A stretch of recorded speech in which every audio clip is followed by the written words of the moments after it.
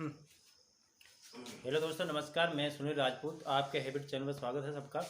और मैं जो हूँ आपको मैथ पढ़ाने वाला हूँ, कक्षा 10 का। आज अपन इस वीडियो में बिल्कुल बेसिक पढ़ेंगे, जो भी इसका बेसिक होगा चैप्टर 1 का मैथ का। उसके बाद में इस वीडियो में बेसिक पढ़ने के बाद में अगला वीडियो जो भी होगा उसमें अपन प्रश्नावली के हल मतलब सवाल हल करेंगे। तो चलिए अपन बेसिक पढ़ लेते हैं क्या है। तो सबसे पहले आता है सम संख्या। सम संख्या किसे कहते हैं, यानी अपन बेसिक क्यों पढ़ रहे हैं। ये बेसिक पढ़ने के बाद में जैसे सवालों में आगे जो भी जैसे सम संख्या, विषम संख्या, परिमेय, परिमेय जो भी संख्या आएगी उनको आपका मतलब वो आपका डाउट नहीं रहेगा, जिससे वो डाउट आपका पहले से क्लियर हो जाए इस वीडियो में। तो चलिए देख लीजिए ध्यान से। सम संख्या किसे कहते हैं, वे संख्या, यानी वे संख्या आप लिख भी सकते हैं, नोट्स भी बना सकते हैं इसका। वे संख्या, और यदि आप मैथ का नोट्स बना रहे हैं तो बहुत अच्छी बात है। वे संख्या जो 2 से पूर्णतः विभाजित हो जाए और शेष शून्य रहे। शेष जो है, शेष किसे कहते हैं, जो बच जाता है वो शेष कहलाता है। यानी शेष जो है वो कुछ ना, यानी 0 बच जाए तो उसे क्या कहेंगे, सम संख्या कहेंगे। ठीक है ना। तो सम संख्या, तो वे संख्या क्या कहलाती है, सम संख्या कहलाती है। जैसे जैसे 4 हुआ, 8 हुआ, ठीक, 10 हुआ। यानी देखिए 4 में यदि मैं 2 का भाग देता हूं तो 2 दूनी 4, ठीक है, तो शेष 0। और इसी के चलते एक उदाहरण और देखते हैं, जैसे 3 लिया हमने, तो 3 में यदि मैं 2 का भाग देता हूं तो 2 1 कन, शेष फल कितना बचा, 1, ठीक।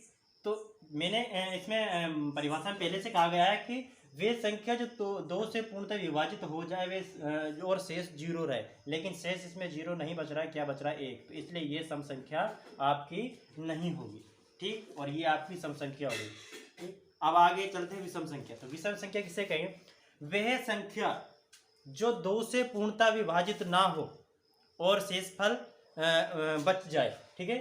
देखिए वे संख्या जो 2 से, ठीक है, वे संख्या जो 2 से पूर्णतः विभाजित ना हो और शेष बच जाए तो वह विषम संख्या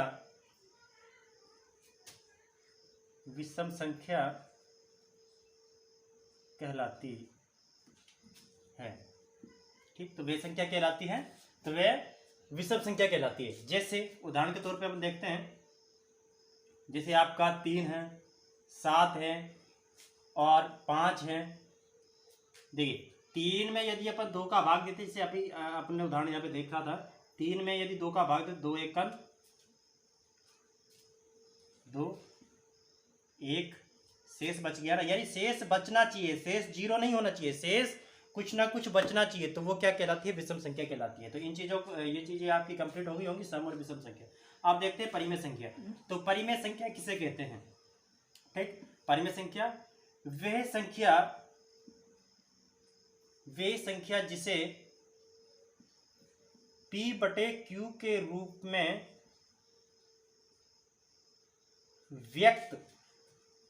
व्यक्त किया जा सकता है, और Q बराबर 0 नहीं होगा। Q बराबर क्या नहीं होगा, Q के बराबर 0 नहीं होगा। वो कैसे नहीं होगा, देखिए उदाहरण देखिए, इसमें कैसे संख्या होगी, जैसे 3/2 हुआ, 4/5 हुआ, यानी यानी आपको मालूम होगा, यानी ऊपर की संख्या अंश कहलाती है और जो नीचे की संख्या होती है वो हर कहलाती है, ठीक। यानी ये ऊपर अंश है और जो नीचे वाली संख्या होती है वो हर कहलाती है, ठीक। 4/5, 3/2, और यानी इसका ऊपर की संख्या p और नीचे वाली q, यानी अंश जो होता है वो उसे p से डिनोट करेंगे और जो हर होता है उसे q से। अब बताइए मुझे q के स्थान पर यानी हर के स्थान पर 0 है, इसमें 5 है और इसमें 2 है, तो ये परिमेय संख्या है। उसके बाद में यदि मैं यहाँ पे 3/0 लिख देता हूँ, यानी हर के स्थान पे 0 लिख देता हूँ, तो यह आपकी परिमेय संख्या नहीं होगी, क्योंकि उसने पहले ही कह दिया q बराबर 0 नहीं होगा। ठीक है, तो परिमेय संख्या इस तरह से होगी, आपको सामने उदाहरण बताई दिया मैंने। ठीक, अब इससे आगे देखिए अपरिमेय संख्या। परिमेय संख्या कंप्लीट हो चुकी है। परिमेय संख्या, अपरिमेय संख्या देखिए वह संख्या, ठीक, वह संख्या जैसे कि मैं आपको बताता हूँ अंडर रूट वाली संख्या आपने देखी होगी, जैसे अंडर रूट वाली 3 यानी अभाज्य संख्या, under root 3, under root 5, under root वाली संख्या अंडर रूट 7, ये क्या है, सब अपरिमेय संख्या है। उसके बाद में आती है प्राकृत संख्या। प्राकृत संख्या क्या होती है, वह संख्या जो 1 से शुरू होकर जिसे अपन गिन सकते हैं।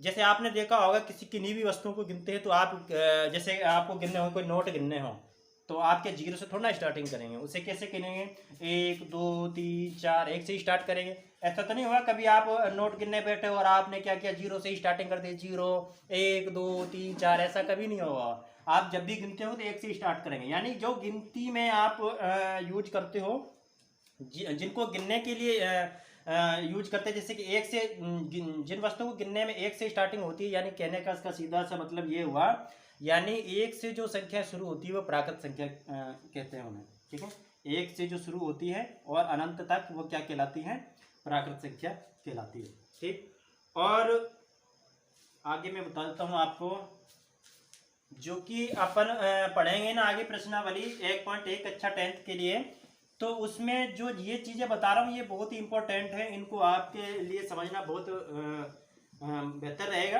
यदि ये आप नहीं समझ पाओगे, तो यदि नहीं ध्यान दोगे इस वीडियो पे इन चीज़ों के ऊपर जो मैं आपको बता रहा हूँ, तो फिर आगे आपको दिक्कत आएगी ही आएगी।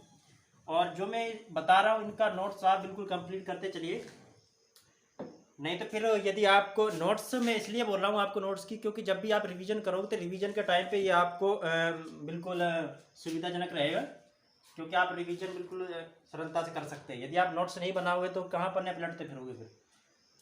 ठीक, तो चलिए अब मैं आपको कुछ जो कि बहुत इम्पोर्टेंट है ये चीज,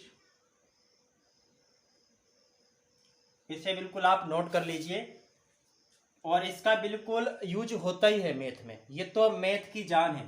देखिए, यानी प्लस इंटू प्लस करेंगे तो क्या होगा, प्लस होगा, माइनस इंटू माइनस करेंगे तो क्या होगा, प्लस होगा, प्लस इंटू माइनस करेंगे तो क्या होगा, माइनस होगा, माइनस इंटू प्लस करेंगे तो क्या होगा, माइनस होगा।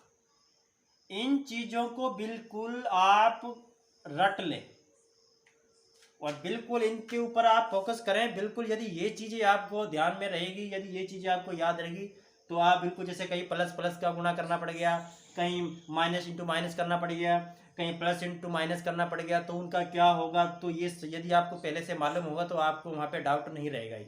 यदि आप इनके ऊपर ध्यान नहीं दे पाओगे, इनको कंप्लीट नहीं करोगे, तो आपका ये डाउट ही रह जाएगा। तो चलिए आज के लिए इस वीडियो में इतना काफ़ी है। इसके बाद अपन जो है सवालों के साथ आए हैं अगले वीडियो में, जो कि सवाल करेंगे अगले वीडियो में। तो तब तक के लिए बाय बाय।